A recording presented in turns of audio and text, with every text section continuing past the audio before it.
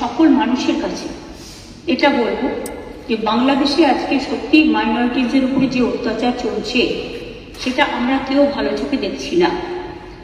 এবং কেউ আমি এখনো মনে করি দাঙ্গা কখনো হিন্দু করে না, দাঙ্গা কখনো মুসলমান করে না, দাঙ্গা কখনো শিখ করে না, দাঙ্গা কখনো খ্রিস্টান করে না।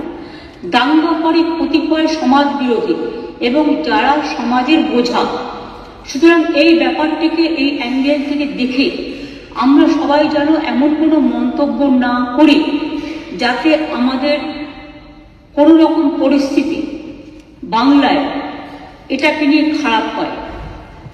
আমি কৃতজ্ঞ যে একদিকে হিন্দু ধর্মের মানুষরাও প্রতিবাদ করছেন, অন্যদিকে সংখ্যালঘু ইমামরাও কালকে প্রেস কনফারেন্স করে পরিষ্কার বাংলাদেশে যে মাইনরিটিদের উপর অত্যাচার হচ্ছে তারাও কিন্তু এটাকে তীব্র নিন্দা করেছেন এবং মাইনরিটিদের সেফটি এবং সিকিউরিটির ব্যাপারে বলেছেন।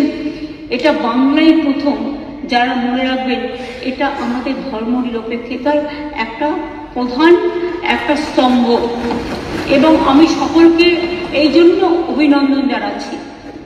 আমাকে অনেক সংখ্যালঘু সম্প্রদায়ের অনেকে বলেছিলেন যে আমরা মিছিল করতে চাই, প্রতিবাদ করি। আমি বলেছিলাম না, মিছিল করলে অনেকে তো আছে জানে না, এই সময় সুযোগ নেয় রাজনীতি, আবার একটা দাঙ্গা লাগিয়ে দেবে। আমি দাঙ্গা তো চাই না, আমরা দাঙ্গা চাই না, শান্তি চাই।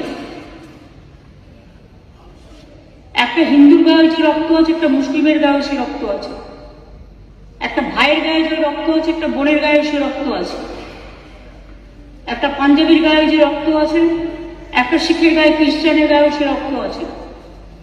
আমরা নিজেদের মধ্যে ভেদাভেদ না করে, আর কয়েকটি মিডিয়া, আই মাস্ট সে, আমি অ্যাপিল করছি তাদের কাছে, এটা উত্তরপ্রদেশ নয় যে আপনাদের ব্যান করে দেবে, এটা উত্তরপ্রদেশ নয় বা রাজস্থান নয় যে আপনাদের অ্যারেস্ট করে নিয়ে যেভাবে সাংবাদিকদের উপর অত্যাচার হয়েছিল, আমার কাছে ছবি আছে, সেটা করব। কিন্তু আমি নিশ্চয়ই আবেদন করতে পারি, অনেকগুলো ফেক ভিডিও বাজারে চলছে, কোনো একটা পলিটিক্যাল পার্টির পক্ষ থেকে কিছু ফেক ভিডিও চালিয়ে আগুন লাগাবার চেষ্টা করা হচ্ছে। প্লিজ দয়া করে, অনুগ্রহ করে উভয় সম্প্রদায় এর থেকে বিরত থাকুন। আমরা কেউ কিন্তু কারো পক্ষে নয়, সবাই কিন্তু সবার পক্ষে, এটা মাথায় রাখতে হবে। আমি বারবার বলি, ধর্ম যার যার আপনার, উৎসব কিন্তু সবার। বাংলাদেশের ব্যাপারে government of India, late government of India to decide.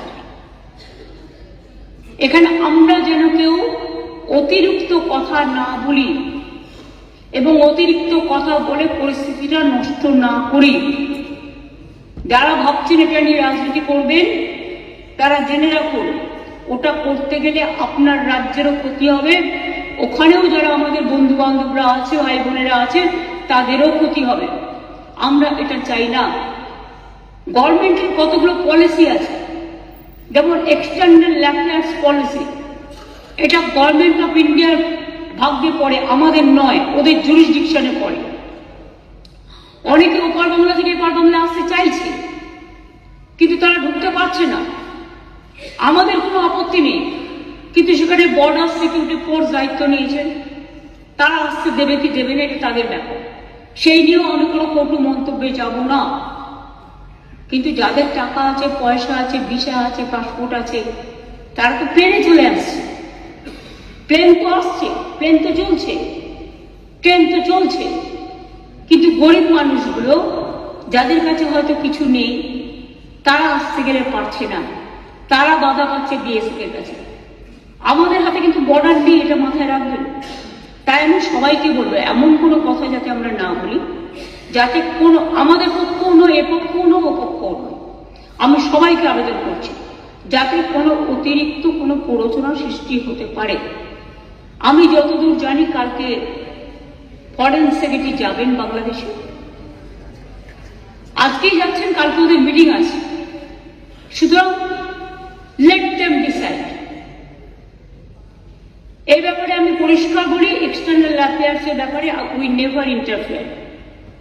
আমাদের দলের পলিসি হচ্ছে, এবং আমাদের সরকারেরও, আমরা সবসময় এ ব্যাপারে গভর্নমেন্ট অফ ইন্ডিয়া যে গাইডলাইন্স দেয়, এক্সটার্নাল অ্যাফেয়ার্স যে গাইডলাইন্স দেয়, এটা কিন্তু আমরা মেনে চলি। তাই আপনাদের সবাইকে অনুরোধ করব, আসুন আমরা এমন একটা পরিবেশ সৃষ্টি করি যাতে এপার বাংলা দেখিয়ে দেবে যে আমরা ভারতবর্ষ, আমাদের জাতীয়তাবোধ, আমাদের দেশাত্মবোধ, আমাদের মমত্ববোধ, আমাদের স্নেহবোধ, আমাদের ধন ধান্যে পুষ্পে ভরা আমাদের এই বসুন্ধরা, তাহার মাঝে আছে দেশ এক সকল দেশের সেরা, সে যে স্বপ্ন দিয়ে তৈরি, সে যে স্মৃতি দিয়ে ঘেরা। এমন দেশটি কোথাও খুঁজে পাবে না কো তুমি, সকল দেশের সেরা, সেদের মোদের জন্মভূমি। এই জন্মভূমিতে আপনারা প্রতিপালন করেছেন, জন্মেছেন এই মাটিতে। এই মাটিটাকে সমৃদ্ধ করুন, ভালোবাসুন, এবং যদি কেউ বিচ্ছিন্ন করতে আসার চেষ্টা করে তাকে প্রতিরোধ করুন, এবং সেক্ষেত্রে বাঁধ ভেঙে দিতে হবে। আর যারা কেউ কেউ বলছে বিহার দখল করব, উড়িষ্যা দখল করব, আমি বলি ভাই ভালো থাকবেন, সুস্থ থাকবেন, সুন্দর থাকবেন, কিন্তু এত বড় হিম্মত আপনাদের কেন? কারণে যে বাংলা, বিহার, উড়িষ্যা সব নিয়ে নেবেন আর আমরা বসে বসে লালিপপ খাব, এটা ভাববার কোনো কারণ নেই। আমরা যথেষ্ট সচেতন নাগরিক এবং আমরা যথেষ্ট সক্রিয়, কিন্তু আমরা ধৈর্যের পরীক্ষা দিই। তার কারণ এটা আমরা রবীন্দ্রনাথ ঠাকুরের কাছে শিখেছি যে আগুনের পরশমণি ছোঁয়াও প্রাণী, এই জীবন পূর্ণ করো, এই জীবন পূর্ণ করো, এই জীবন পূর্ণ করো। তাই আমি মনে করি ভারতবর্ষের অখণ্ড আমাদের সকলের অখণ্ড, এবং আমরা সবাইকে রক্ষা করব। এটাই আপনাদের সকলকে আমি আবেদন জানিয়ে গেলাম। যেহেতু হাউস চলছে,